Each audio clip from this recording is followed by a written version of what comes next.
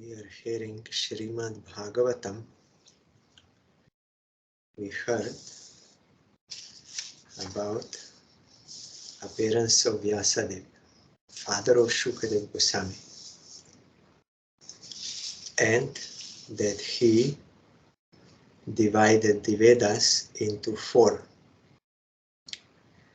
And the historical facts and authentic stories mentioned in the Puranas are called the 5th Veda.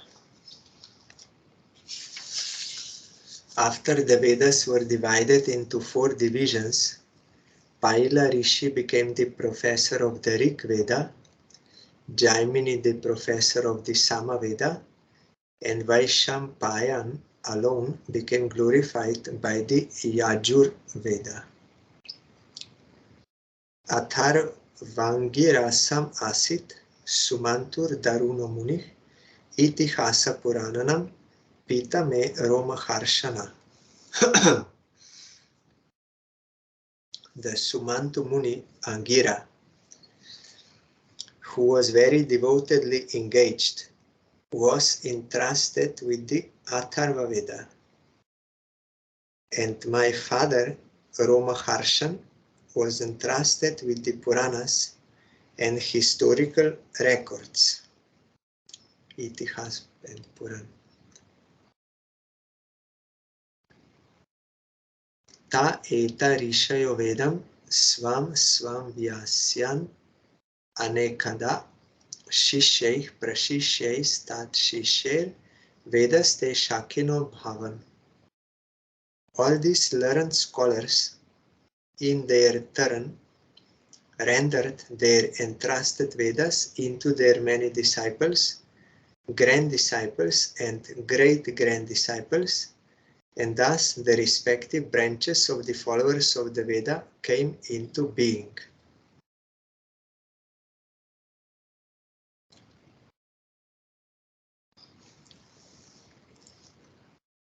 The purpose is same of all of the 4 Vedas and Puranas and Itihas.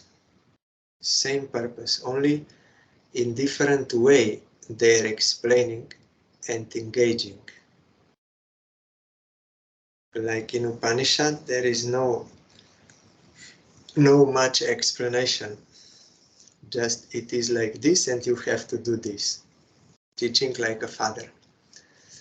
And then I forgot, Srila Sridhar Maharaj explained then, some Vedas are like sisters teaching, or some are like mother teaching, or like this, or wife. Different ways, but purpose is same of all.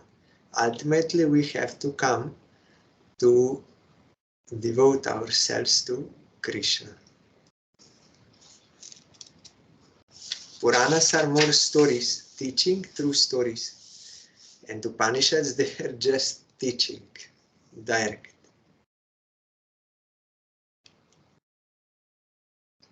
Ta eva veda durmedhair dharyante purusharyata evam chakara bhagavan vyasa kripana vatsala. Thus the great sage Vyasadeva, who is very kind to the ignorant masses, edited the Vedas so they might be assimilated by less intellectual men.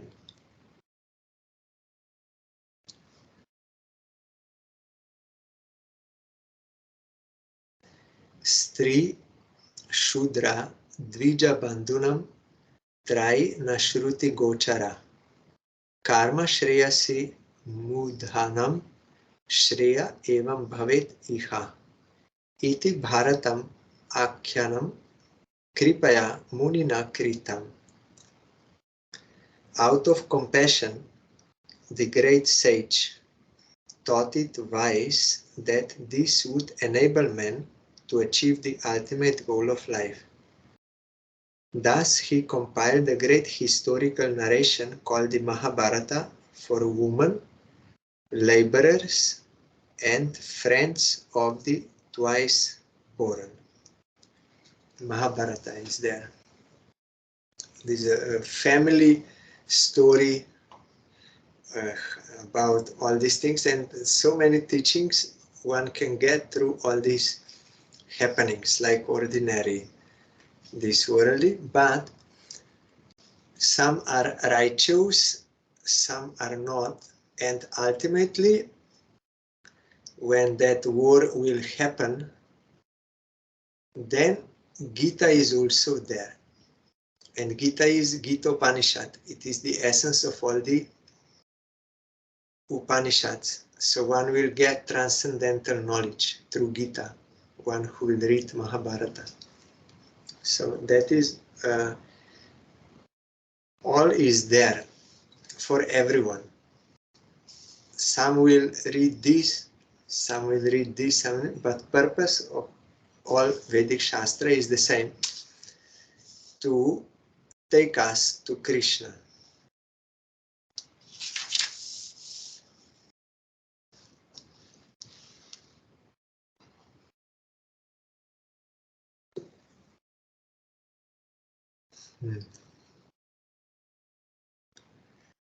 Dvija Bandhus, here it is explained, are those who are born in the families of Brahmanas, Kshatriyas and Vaishyas, or the spiritually cultured families, but who themselves are not equal to their forefathers.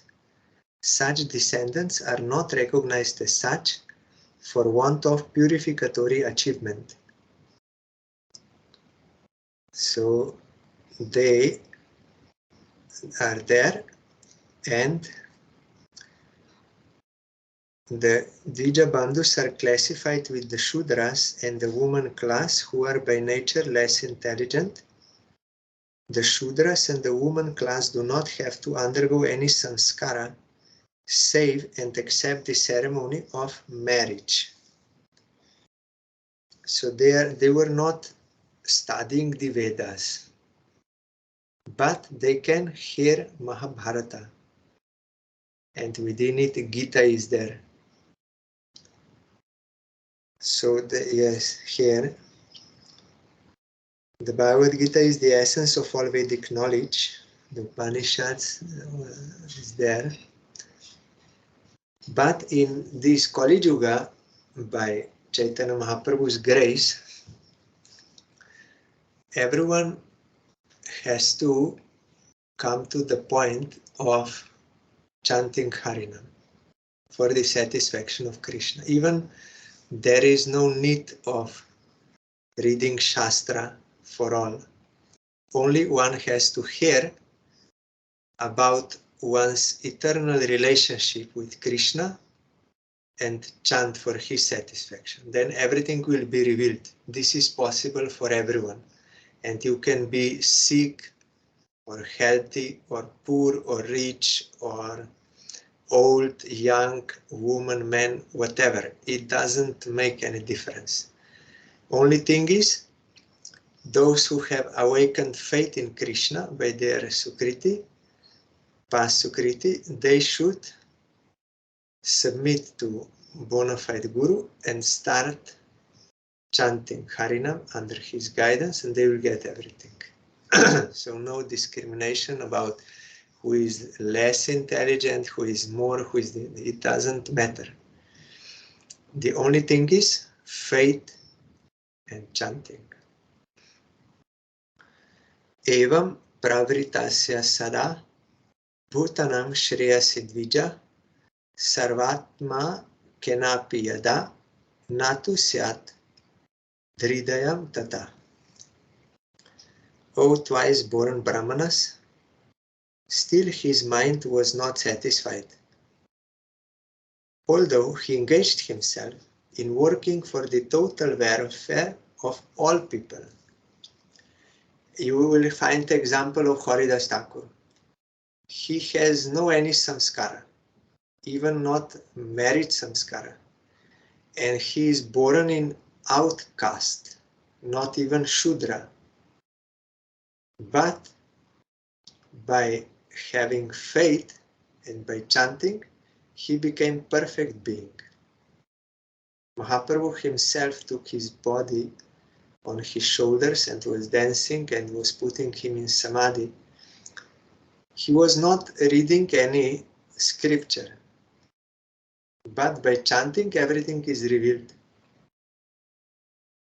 in his heart.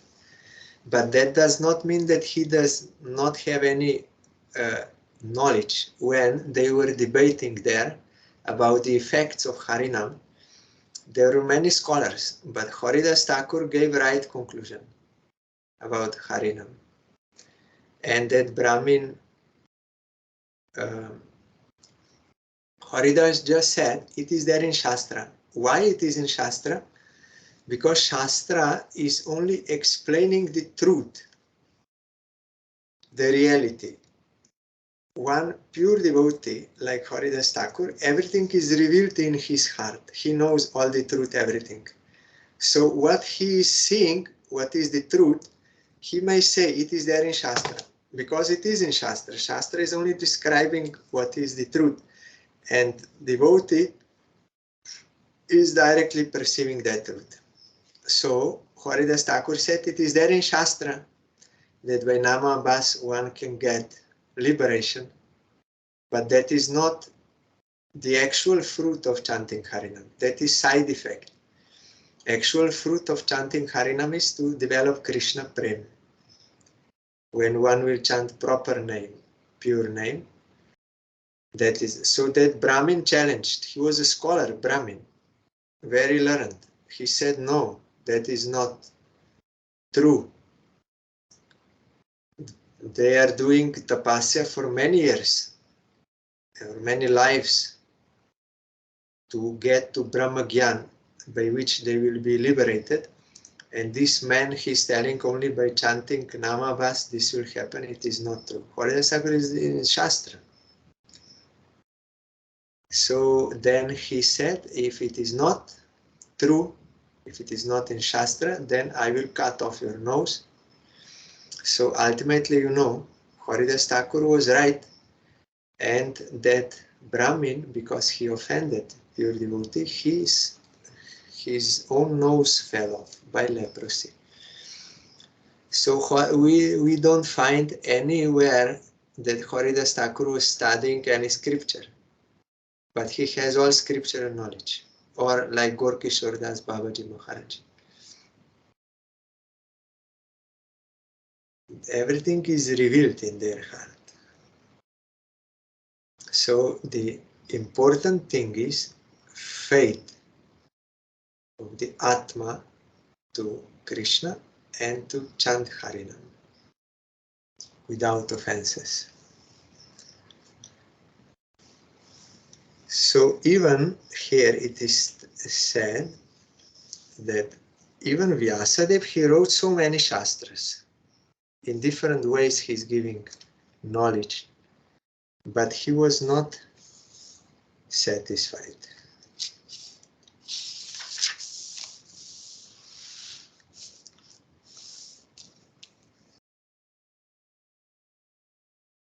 Nati prasida dridaya sarasvatya state shucho vitarkayan viviktasta idam chovacha dharmavit.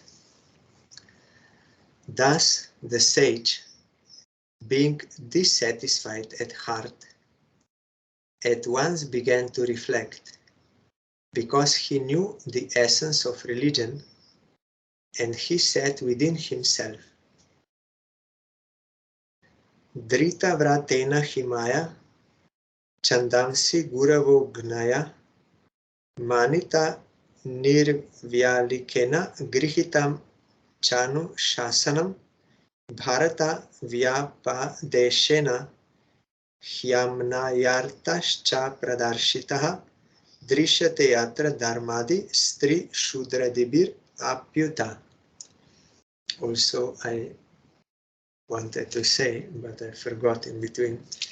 Haridas Thakur was not initiated into any Vedic mantra like Brahma Gayatri. Even he was not initiated into Pancharatric mantra for worshipping the deity. Only Harinam. And he was perfect. Mahaprabhu was dancing with his body. And sang his glories and everything. And he was perfect, Haridas Thakur, and that prostitute also got only Harinam Mahamantra from him. He initiated her into only Mahamantra, not any other mantra, and told her to serve Tulsi. Haridas Thakur was also serving Tulsi and chanting Harinam. Means Vaishnav Seva, Nama Sankirtan. So he told to that prostitute, you do Tulsi Seva and you chant here, Harinam. So she also became pure devotee. So that is the point. There is no discrimination, woman, man, intelligent, that was before. Now, in Kali Yuga, in Chaitanya Mahaprabhu's message, there is no discrimination, only faith and chant.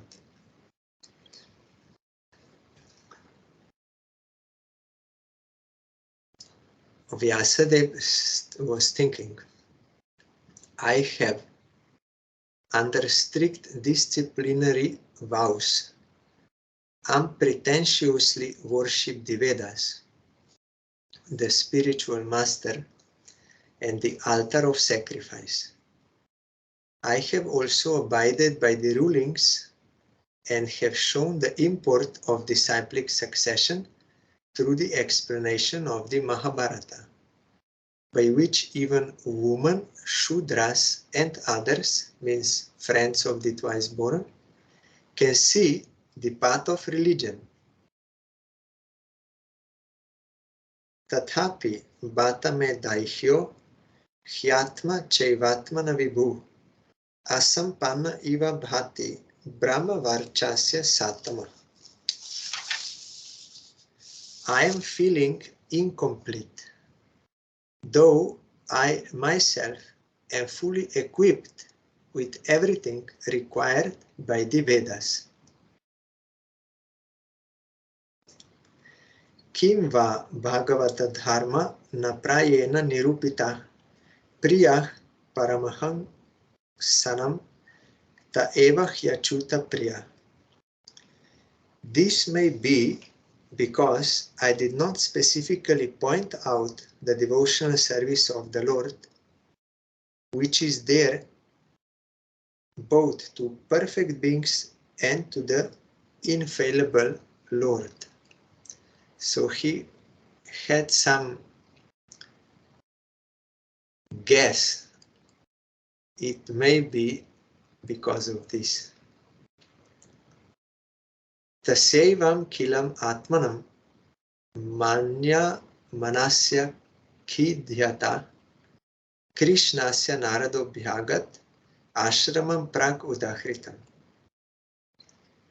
As mentioned before, Narada reached the cottage of Krishna Dvaipayan Vyas on the banks of the Saraswati, just as Vyasadeva was regretting his defects.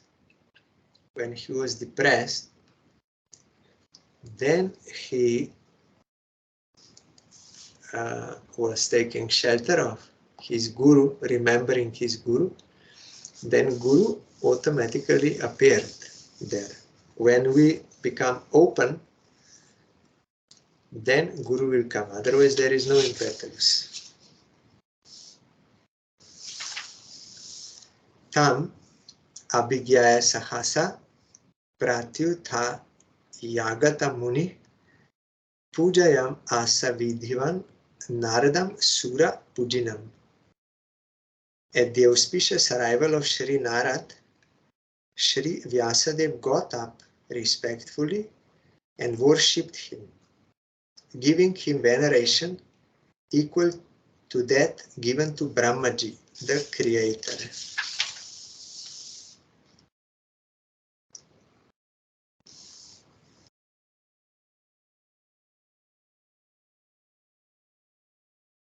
1 second.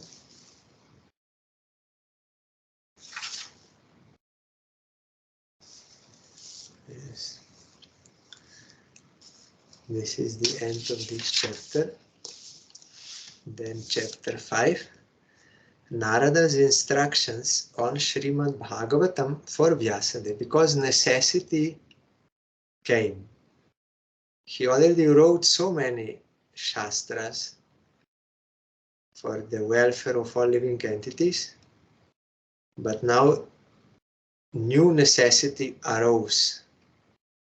So it was arranged like that he was regretting, lamenting, and also Narad was going there. It was all by the will of Krishna. Suta Uvach. Atha tam sukham asina upasinam brihat shrava devarshih praha viprarshim vina panih smayan iva. Suta Goswami said, thus the sage amongst the gods, Narad, comfortably seated and apparently smiling, addressed the Rishi amongst the Brahmanas, Vedavyas. Here in the commentary, Narada was smiling because he well knew the great sage Vedavyas and the cause of his disappointment. Guru knows everything. He can see the heart of disciple. Narada Uvach. Parasharya Mahabhago Bhavata Kachit Atmana Paritushati Sharira Atma Manasa Evava. Addressing Vyasadeva, the son of Parashara, Narad inquired, are you satisfied by identifying with the body or the mind as objects of self-realization? Here Sai Maharaj translated that it is more easy for us to understand. Our Gurudev told that Narad Goswami did not ask him, how are you? Although Narad already knows everything, and specifically he did not ask him, how are you? But he asked, how are you in relation to your body and mind? Because to ask Atma, who is Satchidananda, how are you is useless, because Atma is Satchidananda, always blissful. And to ask body and mind, they are dead matter, they don't feel anything. To ask them, how are you, is also useless. So specifically he asked, how are you in relation or in bondage to mind and body? He hinted to him. Here Sai Maharaj also is saying in purport, this was a hint by Narada to Vyasadeva regarding the cause of his despondency.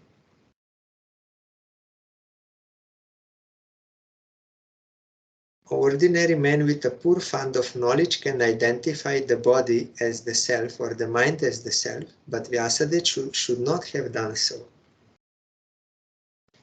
One cannot be cheerful by nature unless one is factually seated in self-realization, which is transcendental to material body and mind. Someone may think, no, if my body and mind, they are satisfied, then everything is okay. But even if you satisfy body and mind fully, still you will not be fulfilled. You will not be happy as much as you want. And also, it is temporary. It is always changing. Today you are happy, you're having so much money and enjoyment, then after some time it will change, situation will change. So unless one is transcendentally situated in his Atma, he cannot be always happy. Yudhishthir Maharaj also asked Krishna why, if I remember, why I'm unhappy. I have everything, kingdom, everything. Then Krishna told him, Atma is the happiness, form of happiness, not these things. How much you acquire, you get them, you will not be happy. That teaching is there in Mahabharata also. So we have to deeply think. We all want to be happy, but how we can be happy, that also we have to understand properly. Otherwise we will take a wrong process to attain that, and we will be frustrated. Jigyasitam susampannam apite mahat adbhutam kritavan bharatam yastvam sarvartha paribrimhitam. Your inquiries were full and your studies were also well fulfilled. And there is no doubt that you have prepared a great and wonderful work, the Mahabharata, which is full of all kinds of Vedic sequences, elaborately explained. Jigyasas, many inquiries, researches, jigyasas. Here also Brahma Sutra is there, Atato Brahma Jigyasa, inquiry into Brahma. So you wrote all this, and Mahabharata also is, Mahabharata is compiled with full explanation of the Vedas. But Mahabharata is very long. I saw our Srila Bhakti Ranjan Jachak Maharaj, Parangurudev's disciple in Mayapur. In front of his room, he had like this big book. I never saw any book as big in one volume, like very big. Then I came near, I wanted to see what is this book. Then I read it is Mahabharata. So very big, I never saw such book before. And that is only Sanskrit verses, or maybe he was reading Bengali translation, so there is no commentary like this, because it is 100,000 verses. SRIMAD BHAGAVATAM is 18,000. Mahabharata is 100,000. So you can imagine how big is there, and everything is there inside. So many stories and family matters and envy and everything is there. But there is no time to read. But before in India, when the foreign culture did not enter and spoil, degrade, before every family, they would hear daily. The family would gather. Our Gurudev also told, we would gather in the evening under Tulsi tree and do kirtan and hearing Ramayana and Mahabharata. Ramayana is also very big, but because they were doing it every day for like 1 hour, then gradually you can go through if you daily do. And those were good times when they were, every house they were reading Mahabharata and Ramayana. But nowadays they are watching the TV, MTV and CNN and all this nonsense. So everything is spoiled. And cinemas and all this. Now, of course, there are mobiles and videos, movies on computer and all these things. So rarely you will find in villages and some pious families, they are still doing this, Ramayana and Mahabharata. Jigyasitam, or mostly nowadays they will watch TV serials of Mahabharata, movie, Ramayana like this. But that is not the same. It is not full and it is little adjusted to fit the public like this. And before also in old times, they were having dramas also of Mahabharata and Ramayana in villages. Our Gurudev also was playing the part of Vibhishan in Ramayana, brother of Ravan, who was a devotee. So this was also there. In this way they spent their evenings. But now only quarrel and this sense enjoyment and Rajasic, Tamasic, TV, violence, but improper. So I saw in our Mayapur Math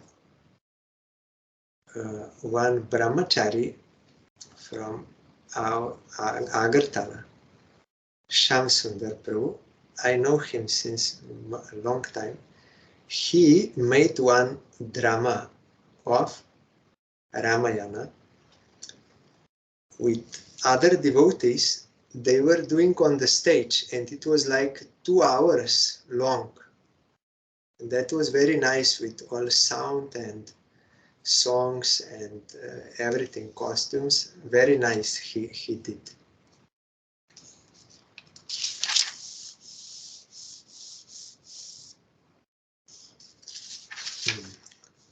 Jigyasitam aditam cha Brahma yat tat sanatanam tathapi shocha shatmanam akritartha iva pravo.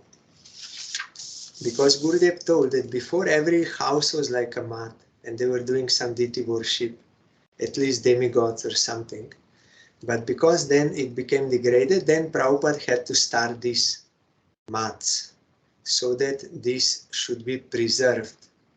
Although it is not necessary for renunciates to do deity worship, but still it is Mahaprabhu's order to do, because other people, they have to get this example, and also that knowledge is lost, so it has to be preserved somewhere, that they can learn from there. So in the mat you will find all these things they are doing, and dramas and Shastra reading and everything. So it is not possible in every house, but at least in some centers, forts, it should be there to preserve it.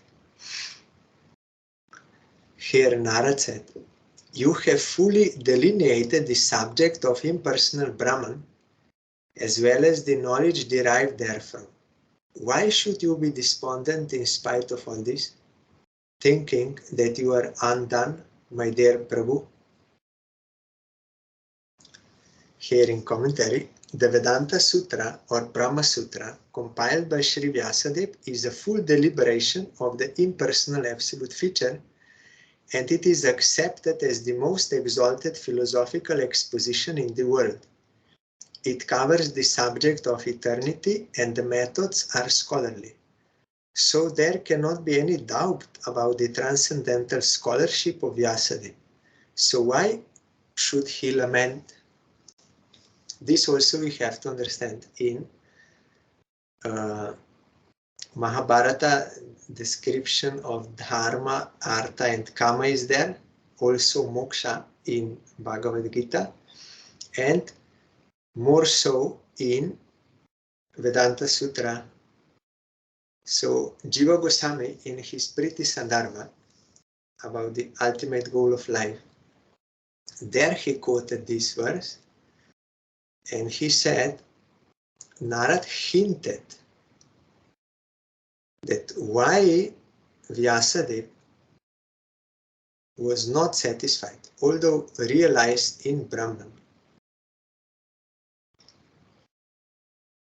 That we have to deeply think.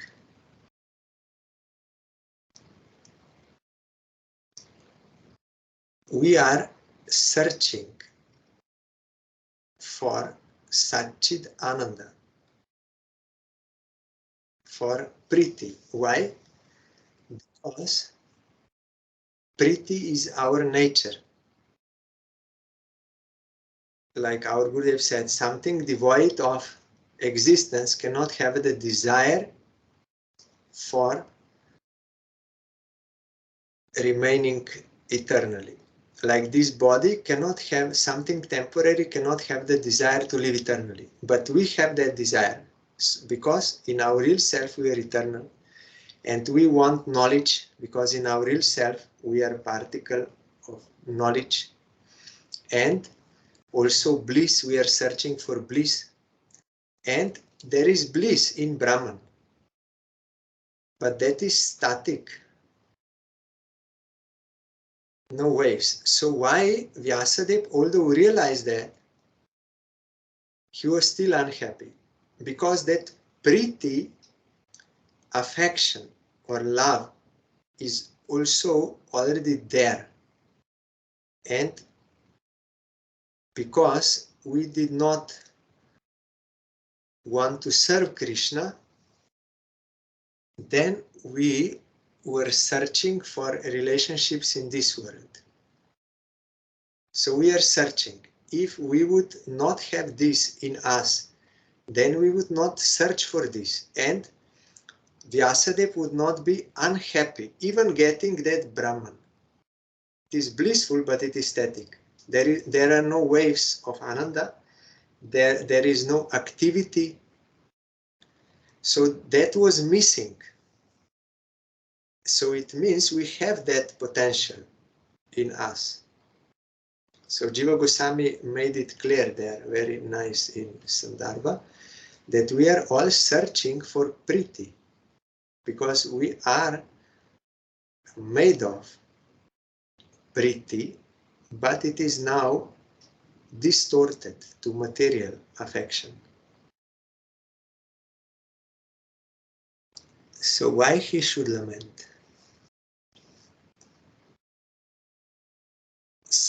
Like devoid of happiness cannot have the desire for happiness. So devoid of Priti cannot have the desire for Priti, for affection. So it is there in every jiva, but it is covered or distorted into material affection. That is the problem. Vyasa Uvach. Astyeva me sarvam idam tvayoktam tathapi natma paritushyate me tan mulam avyaktam agada bodham pričamahe tvatma bhavatma bhutam. Sri Vyasadeva said, all you have said about me is perfectly correct. Despite all this, I am not pacified. I therefore question you about the root cause of my dissatisfaction. For you are a man of unlimited knowledge due to your being the offspring of one who is self-born, that is Brahma, without mundane father and mother. He was born from the lotus navel of Vishnu, but not from any material father and mother. That is why self-born, but not literary self-born. Just this one. Savai bhavan veda samasta guhyam upasito yat purushah purana paravaresho manasaiva vishwam srijatyavati ati guner asanga. My Lord, everything that is mysterious is known to you, because you worship the creator and destroyer of the material world and the maintainer of the spiritual world, the original personality of Godhead, who is transcendental to the three modes of material nature. So all mysteries and everything, all knowledge is known to you because you are worshipping Krishna. One who is worshipping Krishna, he has all knowledge. Haridas Thakur was playing this pastime of worshipping Krishna in Kali Yuga by chanting Harinam. So all knowledge was revealed in him. Or like in Gorkishore Das Babaji Maharaj, without reading Shastra.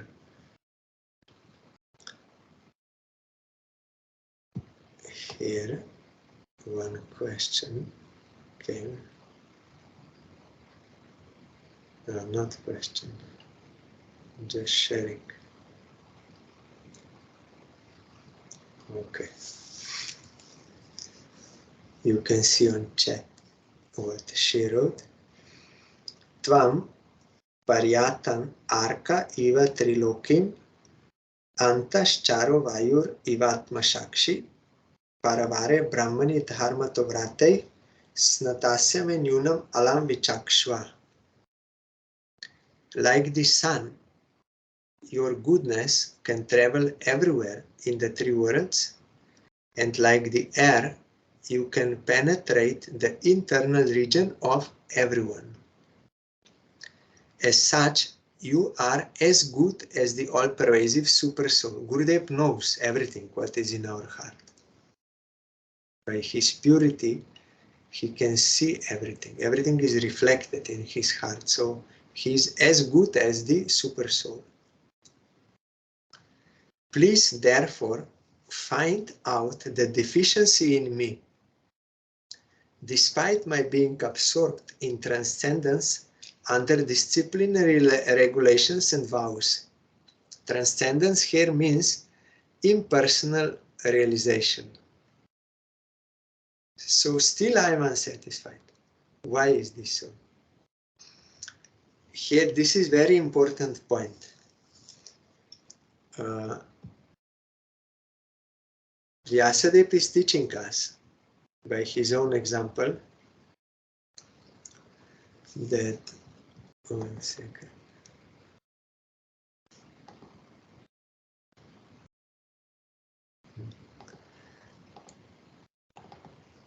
Vyasadeva is teaching us Guru knows everything about us. If we think I know and I also know the solution, then how you can take shelter of Gurudev? And Gurudev will not be inspired to guide you if you have this false ego. The reality is we cannot see ourselves as Krishna sees us and Guru sees us.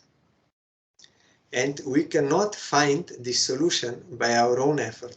We have to submit to Guru and Krishna. They will give the proper solution. But as long as that arrogance is there, I can know and I can get by my own effort, then we will not surrender. And without surrender, we cannot get. But we have one clue. As Vyasadeva also here, he's only playing the pastime. He's not unhappy, but playing the pastime to give us the teaching. Although we may not directly see what is the defect in us and what wrong procedure we are doing, we may not see, detect, or recognize, but by the fruit we can know the tree. If we are unhappy, that is the proof something is wrong. So if we are sincere enough to admit that there is something wrong, by the fruit I can see. Then if we sincerely submit to bona fide Guru, then he will show us what is the defect and what is the solution. Vyasadeva here is teaching us. And he is not ordinary person. He is not having some material fulfillment. Nice wife, good house, many children, these things help. No. He was on impersonal Brahman realization, on transcendence. But still he was unsatisfied. And he was playing the pastime. Why is this so? Although he got some clue, it may be because of this. I did not clearly describe about devotion to Krishna. So Narad is now saying, Shri Narad Uvach, Bhava ta nudita prayam yasho bhagavatumalam ye naivaso natushyeta mane tat darshanam kilam. Shri Narad said, you have not actually broadcast the sublime and spotless glories of the personality of Godhead. That philosophy which does not satisfy the transcendental senses of the Lord is considered worthless. Yatha dharma dayaschartha muni varyano kirtita na tatha vasudevasya mahima hyanu varnita. Although, great sage, you have very broadly described the four principles beginning with religious performances, you have not described the glories of the Supreme Personality, Vasudeva.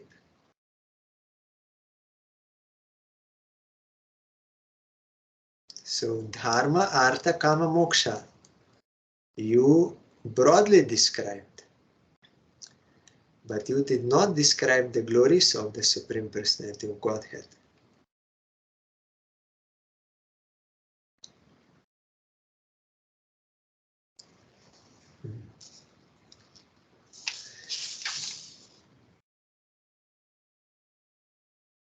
Then here our Gurudev told, I don't know if it will come, then Vyasadeva said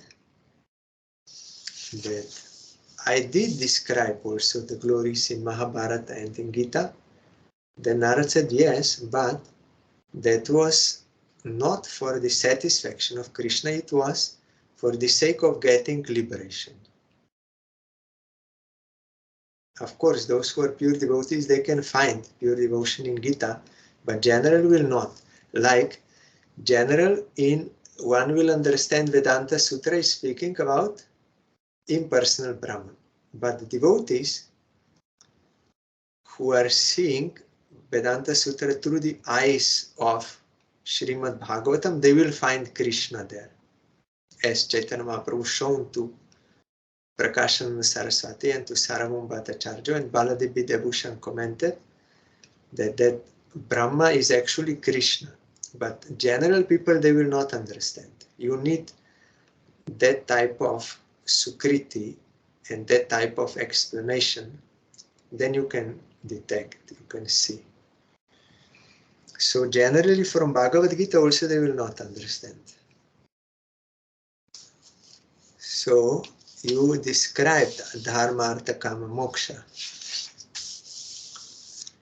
Na yat vachas chitra padam harer yasho jagat pavitram pragrinita karhichit tat vayasam tirtam ushanti manasa nayatra hangsa niramantyushik kshaya.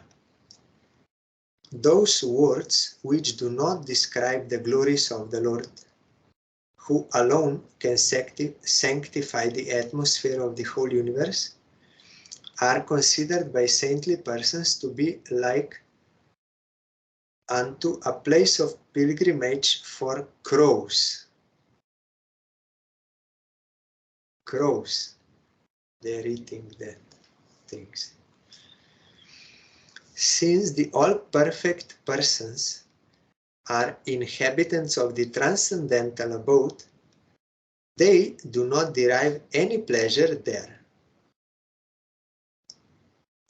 So these words which do not describe the glories of Krishna are rubbish.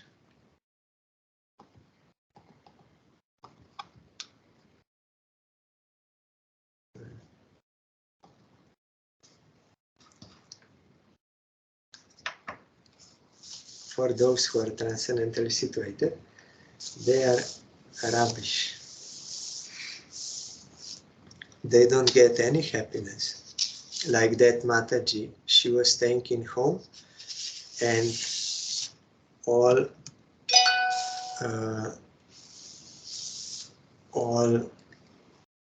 the family members, they were only speaking worldly things and she felt suffocated.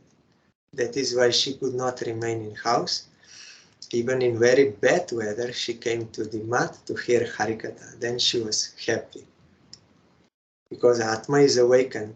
So having taste for actual, the transcendental sound, not these worldly things. She felt suffocated, could not bear that. Naishkarmyam apyachuta bhava varjitam nashobate jnanam alam niranjanam kutah punah shashvata badram ishore nacharpitam karma yat apyakaranam. This is also very famous verse. Knowledge of self-realization, even though free from all material affinity, that is, only you realize your spirit, not matter, because does not look well if devoid of a conception of the infallible God. If our realization of self is not in relation to Krishna, then that is not full self-realization. So, does not look well, it is not beautiful. What then is the use of fruitive activities, which are naturally painful from the very beginning and transient by nature, if they are not utilized for the devotional service of the Lord? So what to speak of karma? Even jnana is not beautiful when not related to Krishna, to devotion to Krishna. So tomorrow we will hear further. Narad will explain to Vyasadeva what is the defect, and he will also give proper solution. And Vyasadeva will apply that, he will do that, what the Guru told him. It is not enough only to hear prescription of medicine. You have to actually take that medicine. When you take, then you can get the result. And Vyasadeva got it, as you will come to know.